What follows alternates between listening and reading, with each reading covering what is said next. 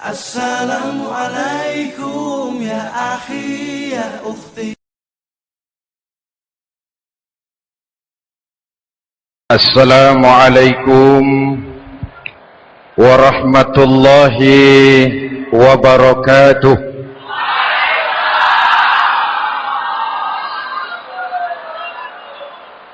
Alhamdulillahi rabbil alamin.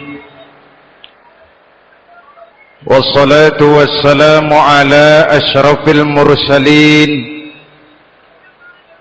Sayyidina wa maulana Muhammadin wa ala alihi wa sahbihi ajma'in, amma ba'du.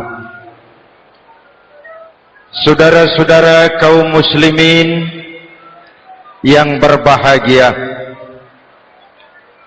hadirin, kesempatan malam ini saya ingin cerita akhirat saja. Sudah pernah ke akhirat belum? Mau? Kalau mau saya daftar, besok berangkat. Salah satu rukun iman yang 6, percaya kepada adanya akhirat. Satu saat alam ini akan hancur sehancur-hancurnya. Bumi, gempa, gunung meletus, air laut tumpah ke darat, planet-planet bertabrakan, halilintar menyambar, angin topan bertiup, semua yang bernama hidup mati, itu kiamat. Lalu kita akan dibangkitkan di padang mahsyar, dibangkitkan dari kubur kita masing-masing. Dan subhanallah, pada saat bangkit dari kubur itu, keadaan muka kita ini menurut satu riwayat berubah menurut amalan kita masing-masing. Jangan heran nanti ada yang dibangkitkan dari kuburnya itu mukanya berubah jadi muka tikus. Hebat sekali, badannya badan manusia, tangannya tangan manusia, mukanya muka tikus. Sebab apa? Sebab waktu di dunia amalannya amalan tikus. Apa amalan tikus itu? Suka menggeragoti barang yang disimpan rapi-rapi.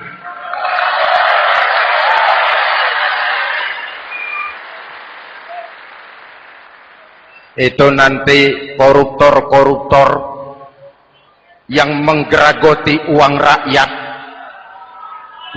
itu nanti bangkit mukanya muka tikus. Saudara lihat, oh ini yang geragoti uang rakyat mukanya muka tikus. Ada lagi yang bangkit dari kubur, mukanya itu berubah jadi muka harimau. Kenapa? Waktu di dunia amalannya amalan harimau. Apa harimau itu? Mau menang sendiri, keras kepala, kupeh. Di mana ada hutan, rajanya pasti harimau. Padahal hutan belum pernah bikin pemilihan umum. Betul? Tapi harimau tidak peduli ada pemilihan umum atau tidak, saya raja hutan.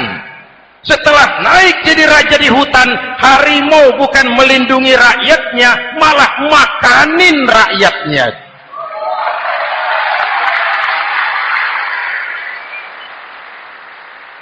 Orang-orang yang mau benar sendiri. Ada lagi yang bangkit dari kubur gagah, mukanya muka ketek. Sebab apa? Waktu di dunia amalannya amalan ketek. Apa ketek itu? Rakus, serakah, tamak.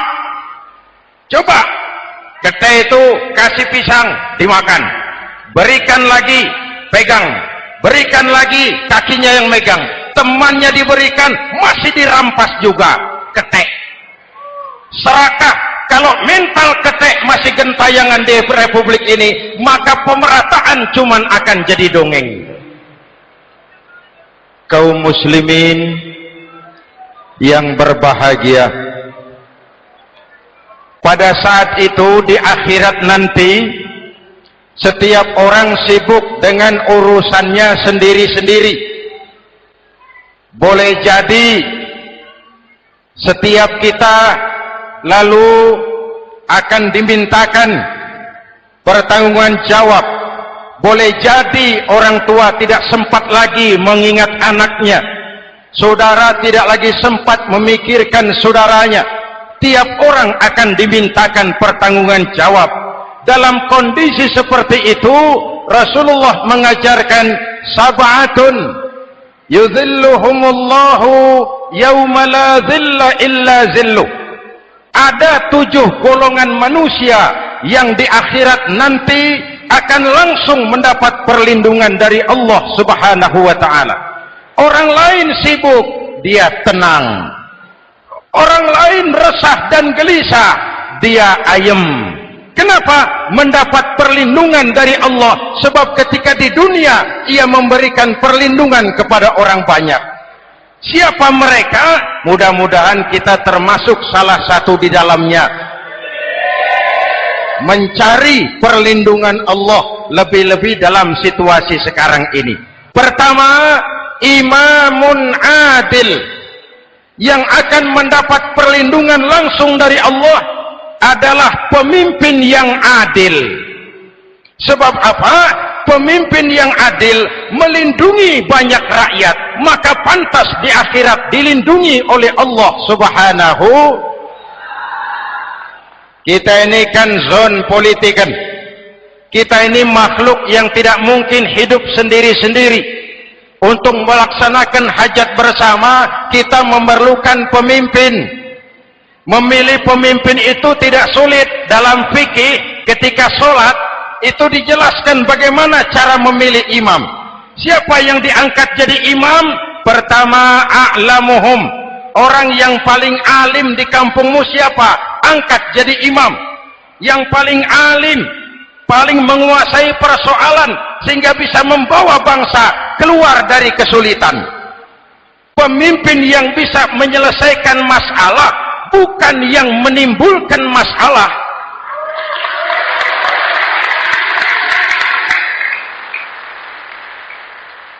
Apalagi kalau pemimpinnya jadi masalah, bagian dari masalah. Ini namanya pengurus jadi urusan.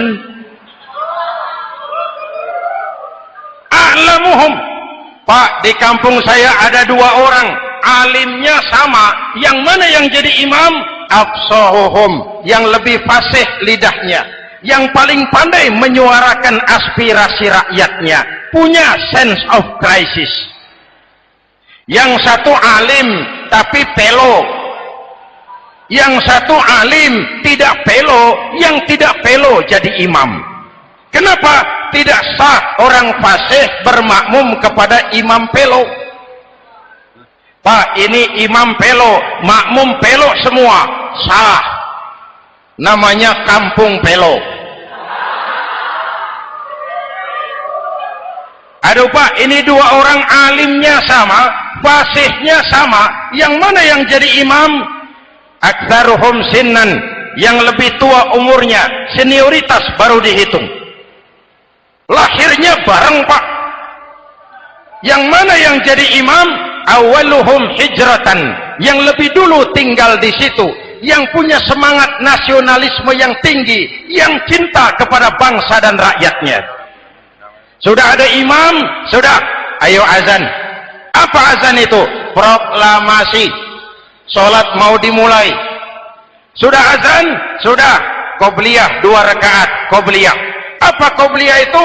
Dulu ada namanya Panitia Persiapan Kemerdekaan Indonesia. Qobliyah. Sudah qobliyah? Sudah. Luruskan shaf. Atur barisan yang lurus. Rapatkan barisan. Apa ini? Bentuk pemerintahan yang kompak, bersih, berwibawa. Jangan sesama elit saling tawuran.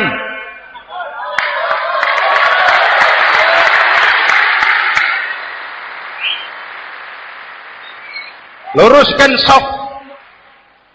Lalu saf yang terdepan hendaknya diisi orang yang sedikit alim. Tidak perlu alim betul, sedikit alim. Maksudnya apa? Kalau imam keliru dia bisa tegur, kalau imam salah dia bisa tegur, kalau imam batal dia bisa gantikan. Ini wakil-wakil makmum, DPR, DPRD, wakil-wakil makmum. Sudah, ayo imam pimpin sholat. Sepakati dulu kita mau sholat apa, rakaatnya berapa, surah yang mau dibaca apa, pakai sujud tilawah apa tidak, supaya makmum tidak kaget-kagetan.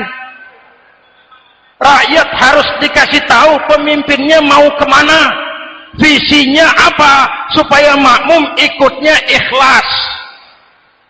Jelas? Hadirin yang saya hormati, kita memerlukan pemimpin yang adil, yang menaungi rakyatnya, sehingga dengan demikian nanti mereka akan dinaungi langsung oleh Allah Subhanahu. Mudah-mudahan Allah memberikan kepada kita rakyat dan bangsa Indonesia ini pemimpin yang adil. Saya yakin perjalanan waktu akan mengantarkan kita di mana orang-orang akan terbuka topengnya, sehingga akan jelas mana pembela rakyat, mana penyengsara rakyat.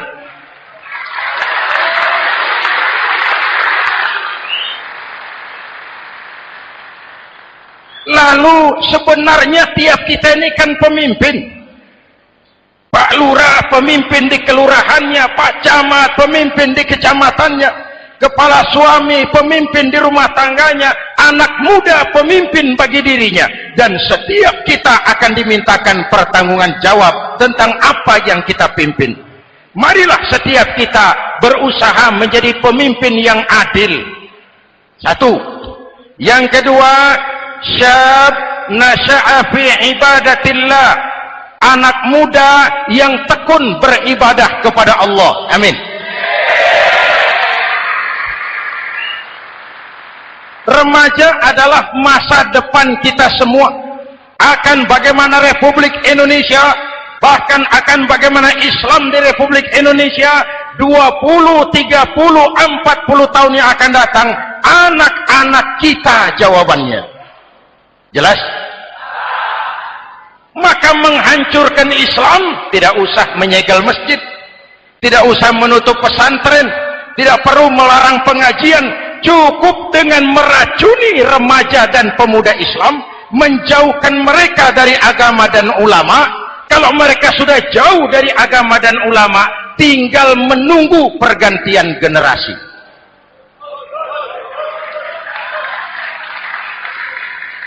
Maaf, kalau yang sudah 60 tahun ke atas itu saya anggap angkatan selamat, generasi tanda seru. Insya Allah mantap akidahnya, tidak goyah imannya. Tapi yang 30 tahun ke bawah, adik-adik saya ini, the next generation, kalian yang jadi pilot project. Remaja-remaja Islam, kalau mau jadi remaja dan pemuda modern, jangan dekat-dekat ke masjid kuno.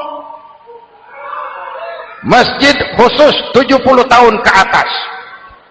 Baca Quran kampungan, ngaji urusan akhirat. Seiring dengan itu, modernisasi diartikan dengan westernisasi.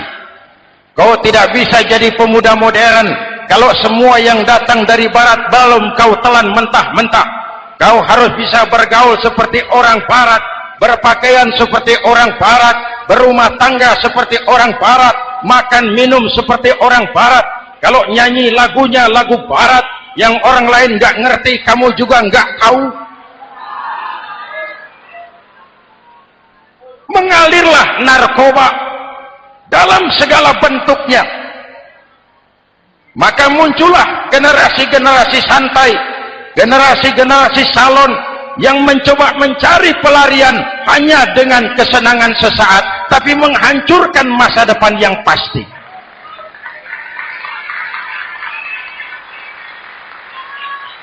Maka mengalirlah free love, free sex, samenleben, hidup bersama di luar nikah alias kumpul.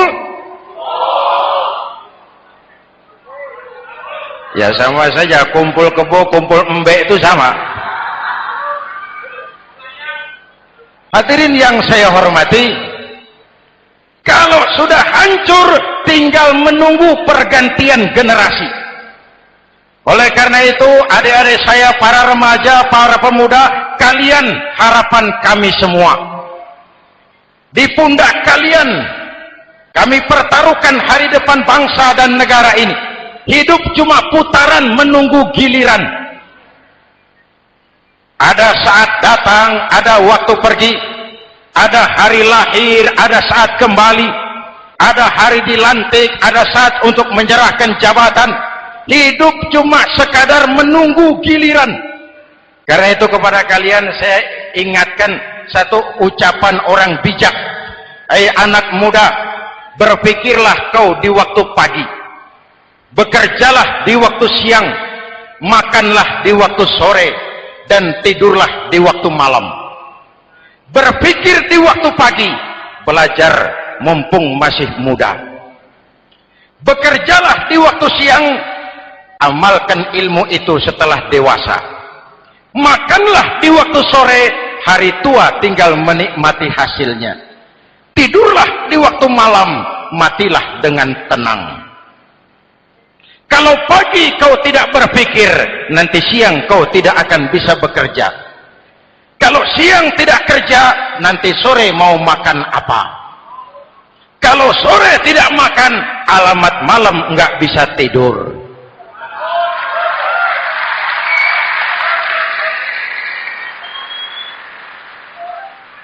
Kalau waktu remaja, waktu muda maunya santai-santai saja, dewasanya bingung. Kalau dewasanya bingung, hari tua terlunta-lunta. Kalau hari tua terlunta-lunta, matinya menteleng. Maka lebih baik makan singkong betulan daripada makan roti mimpi.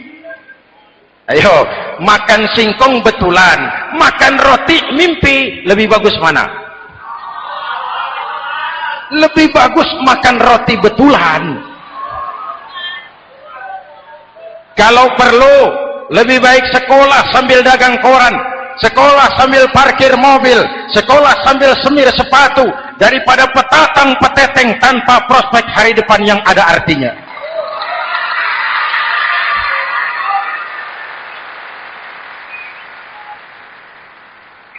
Inilah golongan kedua yang nanti akan langsung mendapat perlindungan dari Allah. Anak muda yang tekun ibadah. Kalau orang tua tekun ibadah, pantas. Orang tua rajin ibadah, tidak istimewa. Masya Allah Pak, itu orang tahajudnya hebat, wirid yasinnya mantap, puasanya luar biasa, zikirnya mantap. Umurnya berapa? 70. Wajar. Lalarwi sanjo. Sudah larut senja. Kalau 70 masih jadi preman, kapan taubatnya? Tapi kalau ada anak muda, darahnya masih mengalir dengan panas, keinginannya masih sejuta khayal, dia bisa salurkan di jalan Allah, itu amat disukai Allah, dan itu akan mendapat perlindungan langsung dari Allah Subhanahu. Hadirin kaum muslimin di seluruh tanah air yang saya cintai, sekarang kita sampai kepada golongan ketiga yang nanti dinaungi Allah. Itu siapa? Rajulun qalbuhu mu'allaqun bil masajid, seseorang yang hatinya selalu terpaut kepada masjid. Masjid memang tempat melaksanakan sholat, tapi lebih dari itu dia adalah pusat kegiatan umat. Umat Islam dengan masjid seperti ikan dengan air, tidak boleh berpisah. Sehingga ada hadis qudsi mengajarkan, inna buyuti fil ardil masajid wa inna zuwari fiha ummaruha. Rumahku di permukaan bumi adalah masjid. Orang-orang yang memakmurkan masjid adalah tamuku. Dari masjidlah terpancar semangat silaturahmi, dan itu yang sangat kita perlukan sekarang. Di tengah-tengah kerentanan kita sebagai bangsa, masjid harus jadi lem perekat. Di sini siapapun yang datang mengucapkan assalamualaikum, betul? Menebarkan salam, menebarkan rasa damai, bersalaman. Kata Nabi, ma min muslimaini yaltaqiyani fayatasafahani illa ghafarallahu dzunubahuma. Apabila dua orang Islam bertemu lalu bersalam-salaman, Allah akan menghapuskan dosa yang terjadi di antara kedua orang itu. Bangsa kita sedang rentan perpecahan, benih-benih disintegrasi bertebaran di mana-mana. Maka mari kita kembali ke masjid untuk menyusun semangat kebersamaan, meluruskan saf, merapatkan barisan, dan menerjemahkannya di luar masjid. Ini ada kaitannya dengan faktor yang keempat yang langsung dilindungi Allah. Siapa mereka? Rajulani tahabba fillahi ijtama'a alaihi wa tafarraqa alaihi. Dua orang yang bersaudara, bertemu karena Allah, berpisah karena Allah. Itu akan dilindungi langsung oleh Allah di hari akhirat nanti. Dua orang bersaudara, bertemu karena Allah, berpisah pun juga karena Allah. Tadi dalam perjalanan ke sini saya melalui sebuah desa. Masih ada sisa-sisa tawuran antar desa. Saya tidak sebutkan desanya, itu rahasia perusahaan. Saya cuma prihatin, siapa lawan siapa, siapa yang kita bakar rumahnya, siapa yang kita sambiti dengan batu, siapa yang kita rugikan, padahal urusannya kadang-kadang sepele. Di satu desa misalnya cuma urusan kaset jadi tawuran antar desa. Ini kan hal yang sangat sepele, padahal Nabi mengajarkan dengan keras, kalau dua orang Islam saling bertengkar, al-qatil wal maktul finnar, yang membunuh dan yang dibunuh dua-duanya neraka. Sahabat bertanya, ya Rasul, kalau yang membunuh masuk neraka pantas, kenapa yang dibunuh neraka juga? Rasulullah senyum lalu berkata, yang dibunuh pun sudah punya niat membunuh, cuma keduluan dibunuh. Andai kata tidak dibunuh, dia yang akan membunuh. Mari kita renungkan, kenapa sebagai bangsa kita seperti tercabut dari akar budaya kita. Kita jadi beringas, kita jadi brutal untuk hal yang sepele. Yang satu teriak Allahu Akbar, yang lain teriak Allahu Akbar. Siapa lawan siapa? Dulu Bung Tomo teriak Allahu Akbar, musuhnya londo. Sayyidina Hamzah, Khalid bin Walid teriak Allahu Akbar, yang dilawan kafir, Abu Jahal, Abu Lahab, Abu Sufyan. Sekarang si Ali lawan si Hasan, Hasan Allahu Akbar, Ali Allahu Akbar. Siapa lawan siapa?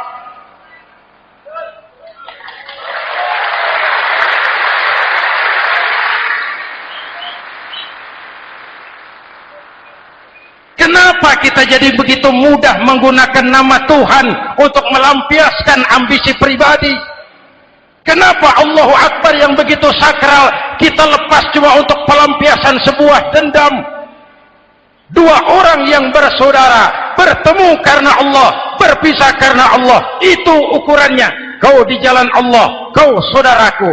Keluar dari jalan Allah, selesai persaudaraan sampai di sini.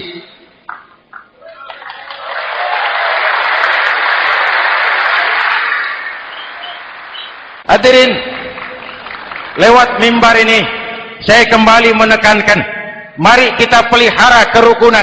Pertama, rukun antar umat seagama, sesama muslim harus bersatu. Yuk kita rukun, yuk Kita kompak yuk. Kita bersatu yuk. Sesama muslim. Kaos boleh berbeda, boleh. Jaket boleh tidak sama, silakan. Paham politik boleh berbeda, boleh. Kau lewat sana, saya lewat sini, nanti kita ketemu di sana. Betul? Mari lapang dada menerima perbedaan, tetapi mengarah kepada satu tujuan yang sama. Walaupun bineka, kita ini tunggal. Seperti dilatih di masjid ini, dua orang yang bersaudara bertemu karena Allah, berpisah karena Allah. Hati-hati, di masyarakat sekarang ini kan lebih banyak tukang kompor daripada tukang lem. Tahu tukang kompor? Hangati sana, panasi sini, bakar sana, sulut sini. Terbakar kita, dia lari tepuk tangan. Udah capek kita rakyat diobok-obok. Udah capek kita rakyat dialamatkan, dijadikan adres. Semua kalau pidato demi rakyat, untuk rakyat, buat rakyat, padahal nggak pernah kenal sama rakyat. Kita cuma jadi alamat. Mari kita kokohkan akar kebersamaan. Kita sama-sama anak Ibu Pertiwi. Di negeri ini kita dilahirkan. Air negeri ini yang kita minum, udara negeri ini yang kita hirup. Kalian remaja, kalian pemuda lebih bertanggung jawab karena kalian anak Ibu Pertiwi. Hadirin yang saya hormati, maka tetaplah jaga semangat kebersamaan. Ini yang keempat. Yang kelima, rajulun zakarallaha khalian fafadat ainahu. Seseorang yang mengingat Allah dalam kesunyian, lalu berlinang air matanya. Tengah malam, dikala orang sedang tidur, dia bangun munajat. Gemersik tikar tersentuh tangan, laksana lambaian tangan malaikat maut datang hendak merenggut nyawa. Terbayang dosa yang pernah dia kerjakan, air mata berurai membasahi pipi tanpa terasa. Orang yang munajat semacam itu nanti langsung mendapat perlindungan dari Allah Subhanahu. Saya pernah baca hadis qudsi, merinding bulu kuduk saya mendengar hadis qudsi ini. Terbayang Indonesia saya, Indonesiaku, Indonesiamu, Indonesia kita semua. Apa kata Allah dalam hadis qudsi? Inni la ahammu bi'azabi ibadi. Kadang-kadang aku muak melihat tingkah laku manusia. Aku kepengen turunkan azab. Kalau azab turun di bumi, kita sudah merasakan banjir di mana-mana. Manado banjir, Sumatera Barat banjir, Jambi banjir, Bengkulu, tanah longsor di Purworejo, Cilacap banjir, Sukabumi gempa, Pandeglang gempa, ekonomi terpuruk, antar kampung tawuran, antar elit di atas tawuran.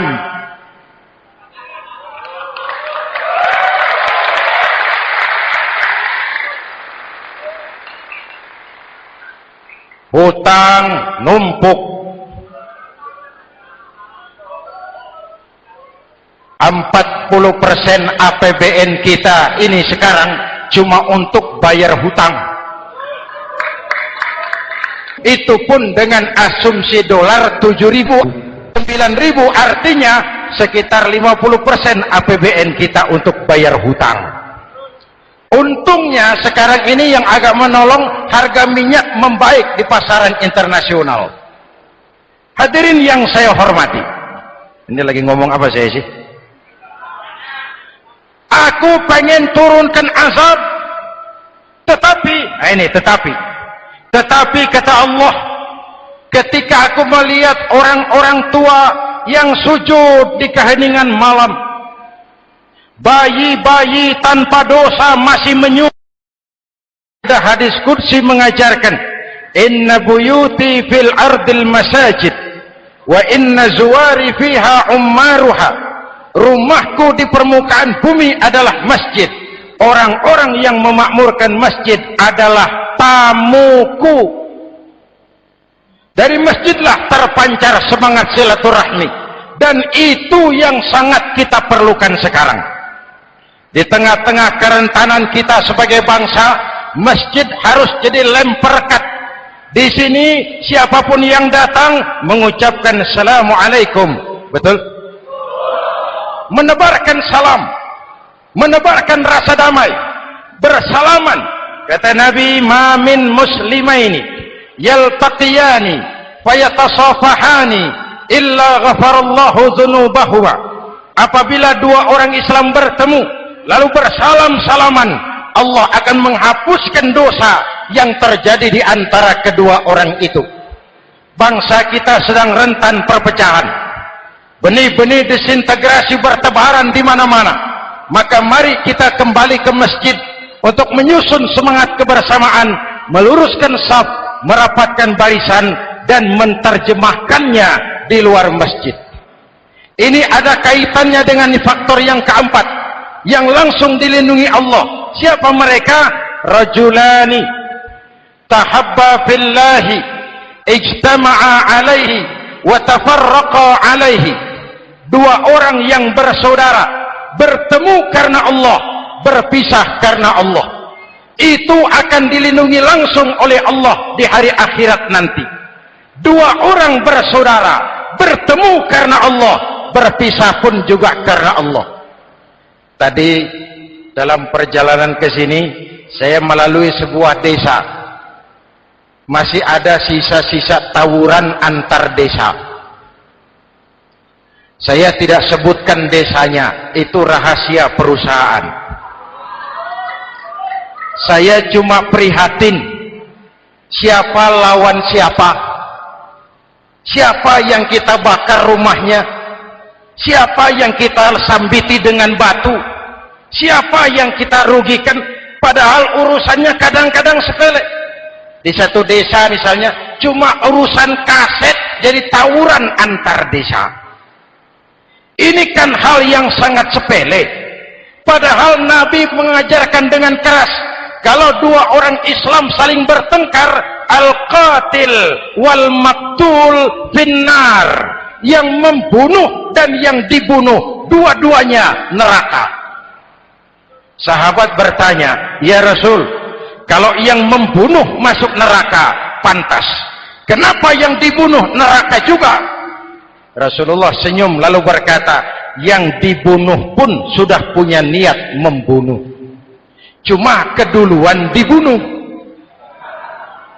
Andai kata tidak dibunuh, dia yang akan membunuh. Mari kita renungkan, kenapa sebagai bangsa kita seperti tercabut dari akar budaya kita. Kita jadi beringas, kita jadi brutal untuk hal yang sepele. Yang satu teriak Allahu Akbar, yang lain teriak Allahu Akbar. Siapa lawan siapa?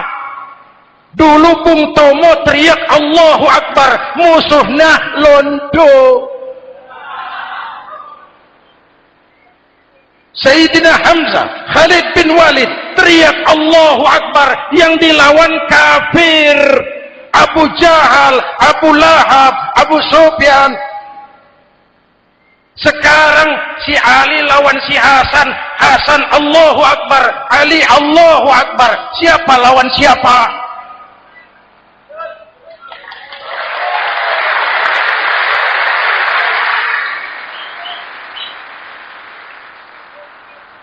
Kenapa kita jadi begitu mudah menggunakan nama Tuhan untuk melampiaskan ambisi pribadi? Kenapa Allahu Akbar yang begitu sakral kita lepas cuma untuk pelampiasan sebuah dendam? Dua orang yang bersaudara bertemu karena Allah, berpisah karena Allah, itu ukurannya. Kau di jalan Allah, kau saudaraku. Keluar dari jalan Allah, selesai persaudaraan sampai di sini.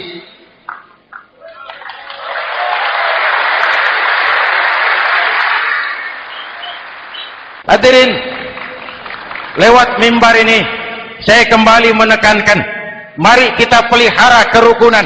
Pertama, rukun antar umat seagama. Sesama muslim harus bersatu. Yuk kita rukun, yuk kita kompak, yuk kita bersatu, yuk. Sesama muslim, kaos boleh berbeda, boleh, jaket boleh tidak sama, silakan. Paham politik boleh berbeda, boleh. Kau lewat sana, saya lewat sini, nanti kita ketemu di sana. Betul? Mari lapang dada menerima perbedaan, tetapi mengarah kepada satu tujuan yang sama. Walaupun bineka, kita ini tunggal. Seperti dilatih di masjid ini, dua orang yang bersaudara bertemu karena Allah, berpisah karena Allah. Hati-hati, di masyarakat sekarang ini kan lebih banyak tukang kompor daripada tukang lem. Tahu tukang kompor? Hangati sana, panasi sini, bakar sana, sulut sini, terbakar kita, dia lari tepuk tangan. Udah capek kita rakyat diobok-obok, udah capek kita rakyat dialamatkan, dijadikan adres. Semua kalau pidato demi rakyat, untuk rakyat, buat rakyat, padahal nggak pernah kenal sama rakyat. Kita cuma jadi alamat. Mari kita kokohkan akar kebersamaan. Kita sama-sama anak Ibu Pertiwi. Di negeri ini kita dilahirkan. Air negeri ini yang kita minum, udara negeri ini yang kita hirup. Kalian remaja, kalian pemuda lebih bertanggung jawab karena kalian anak Ibu Pertiwi. Hadirin yang saya hormati, maka tetaplah jaga semangat kebersamaan. Ini yang keempat. Yang kelima, rajulun zakarallaha khalian fafadat ainahu. Seseorang yang mengingat Allah dalam kesunyian lalu berlinang air matanya. Tengah malam, dikala orang sedang tidur, dia bangun munajat, gemersik tikar tersentuh tangan, laksana lambaian tangan malaikat maut datang hendak merenggut nyawa. Terbayang dosa yang pernah dia kerjakan, air mata berurai membasahi pipi tanpa terasa. Orang yang munajat semacam itu nanti langsung mendapat perlindungan dari Allah Subhanahu. Saya pernah baca hadis qudsi, merinding bulu kuduk saya mendengar hadis qudsi ini. Terbayang Indonesia saya, Indonesiaku, Indonesiamu, Indonesia kita semua. Apa kata Allah dalam hadis qudsi? Inni la ahammu bi'azabi ibadi. Kadang-kadang aku muak melihat tingkah laku manusia. Aku kepengen turunkan azab. Kalau azab turun di bumi, kita sudah merasakan banjir di mana-mana. Manado banjir, Sumatera Barat banjir, Jambi banjir, Bengkulu, tanah longsor di Purworejo, Cilacap banjir, Sukabumi gempa, Pandeglang gempa, ekonomi terpuruk, antar kampung tawuran, antar elit di atas tawuran.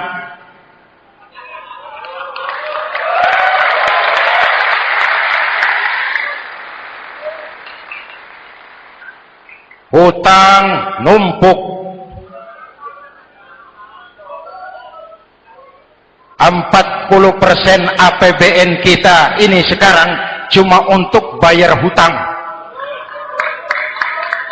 Itu pun dengan asumsi dolar 7.000, 9.000, artinya sekitar 50% APBN kita untuk bayar hutang.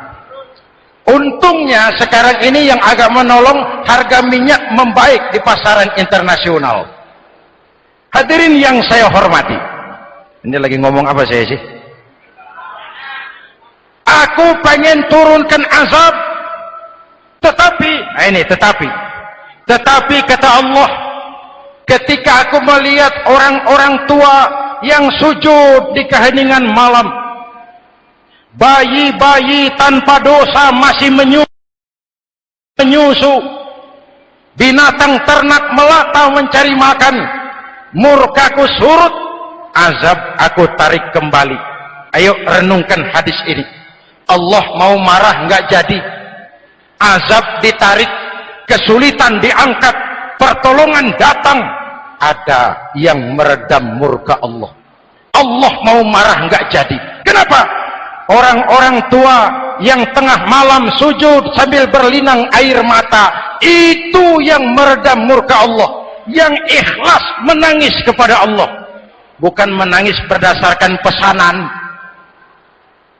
Ini kan sekarang apa yang nggak bisa dipesan? Istighosah pesanan, demo pesanan, 10.000 berangkat. Ngerti apa enggak urusan soal lain.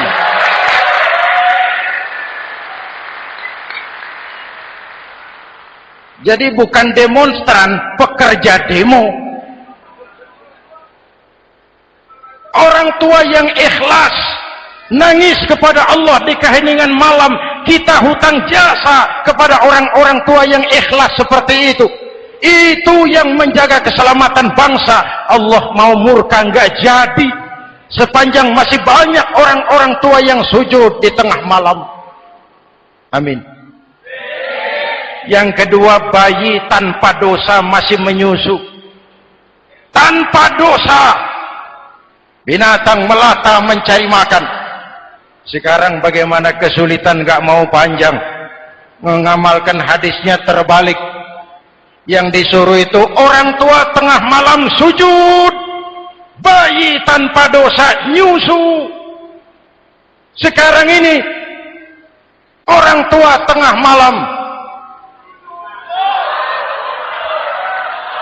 nyusu, bayi tanpa dosa dibuang ke tempat sampah. Akibat pergaulan bebas, bayi tanpa dosa dibuang ke tempat sampah. Orang tua tengah malam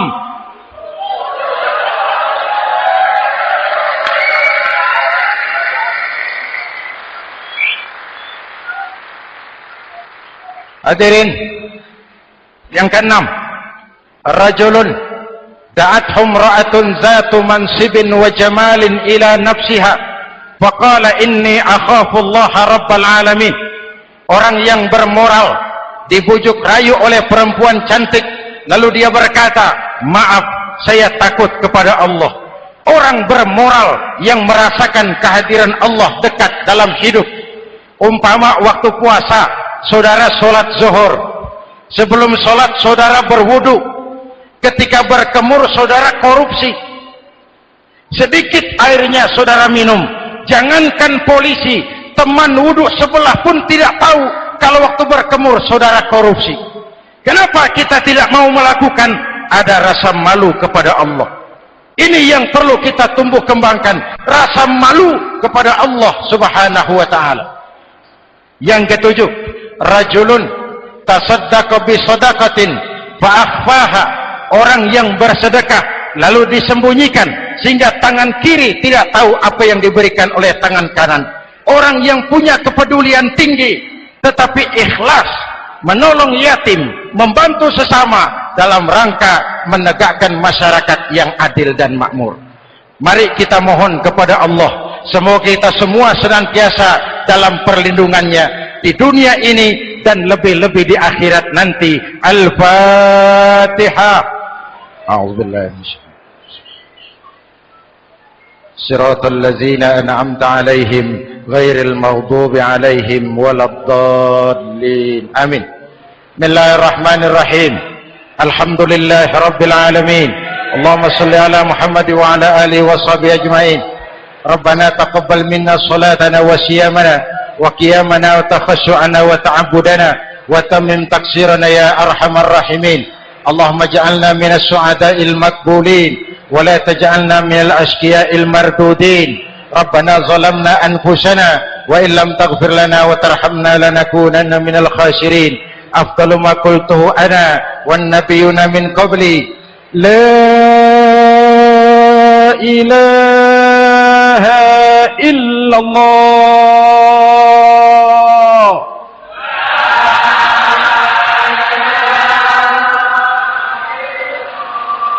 La ilaha illallah.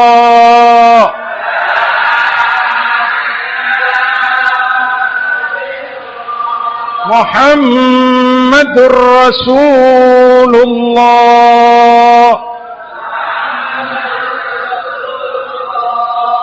Kalimatu haqqin 'alaiha nahya wa 'alaiha namut wa 'alaiha nubashu insyaallah minal aminin wa akhiru da'wana alhamdulillahi rabbil alamin. Assalamualaikum warahmatullahi wabarakatuh.